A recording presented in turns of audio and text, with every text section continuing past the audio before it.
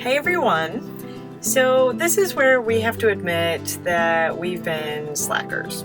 And we've gotten a little behind with our episodes, but that is because we scheduled back-to-back workshops and events. But the good thing is that a lot of hard work isn't so bad when you do what you love, which we do.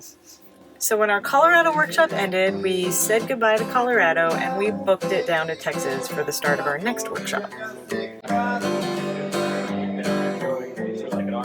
I hate to admit it, but I was actually kind of looking forward to heading down to Texas.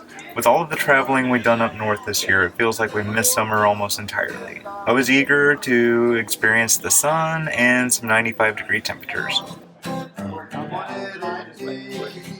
Hey everyone!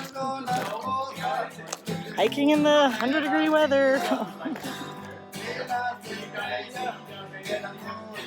A lot of the students who take my Big Bend workshop are actually from Texas and had no idea that this type of landscape existed in their home state. So I really enjoyed showing them the unique geology, the diverse plant life, and especially the dark, dark skies.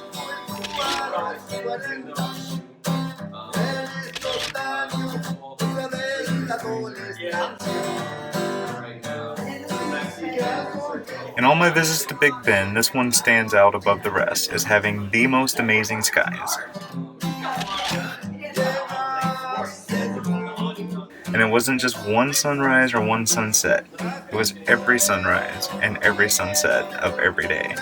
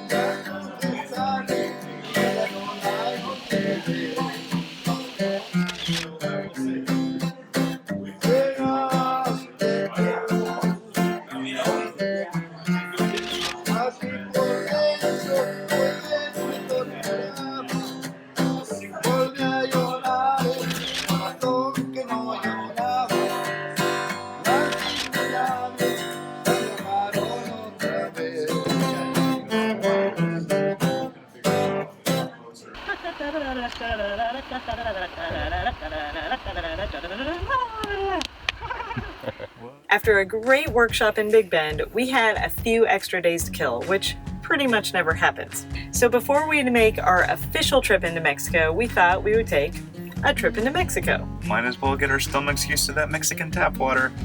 From Big Bend National Park, there is a border crossing into the town of Boquillas, Mexico. Now, we've been to Boquillas several times before, but never past the main drag. So when we met a local down there who offered to show us around, we took him up on it. We took a small boat across the Rio Grande to the Mexican side of the border. We were greeted by our host, Adrian, hopped in his truck, and he took us to our accommodations for the night.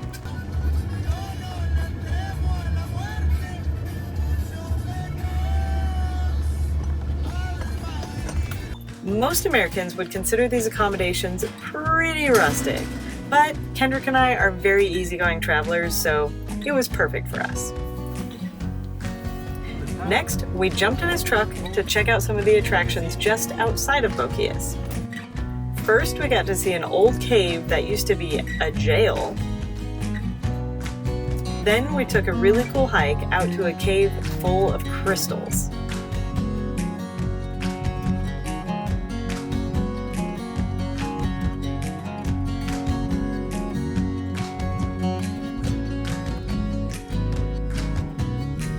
And finally, on our way back, we picked up somebody you might recognize from my Facebook page, Jesus the Singing Mexican, who happened to be our host Adrian's cousin. Small world. But by far, the best part of the day was when we took the only road out of town, a rough, rocky dirt road, to the neighboring village of Las Norias, where Adrian's mother-in-law lives. We were treated like family as Adrian's mother-in-law made us water with fresh squeezed lemon, while the kids played outside and we sat around and had a conversation in broken Spanglish. It seemed like just another day as we hung out on their front porch, enjoying the beautiful scenery and watching the children play, including Kendrick with the roaming chickens and adorable puppy dogs.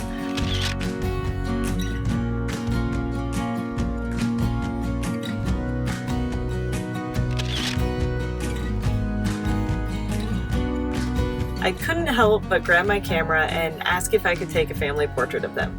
They obliged, and when I asked them to say cheese, they all said, queso!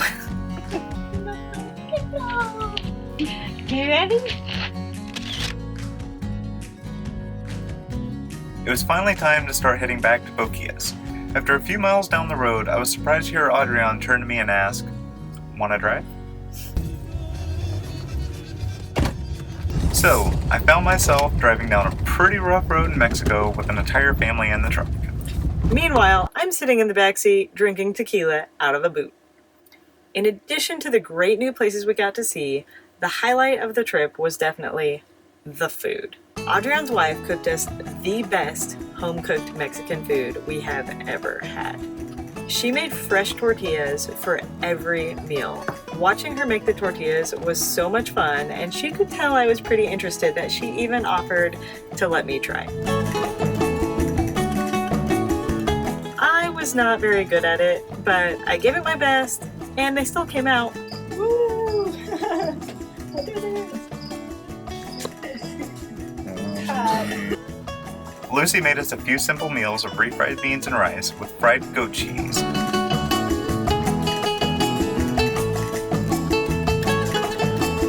But then, for dinner, she went all out and made us chicken mole with spicy rice.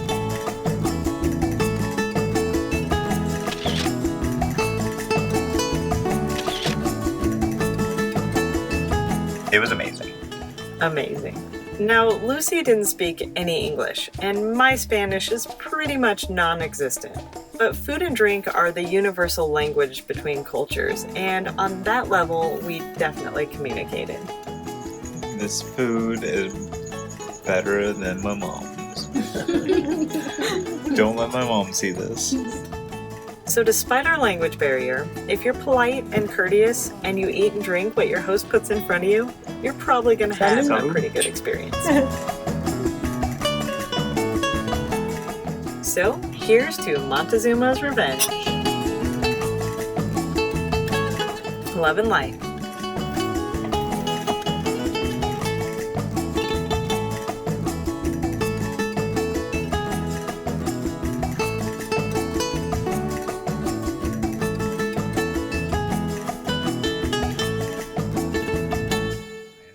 With fried goat's cheese. Goat cheese, not goat's cheese. Goat cheese? Goat cheese. Goat cheese. It's not the goat's cheese, it is goat cheese. Apparently it's not the goat's cheese. It's Kendrick's cheese.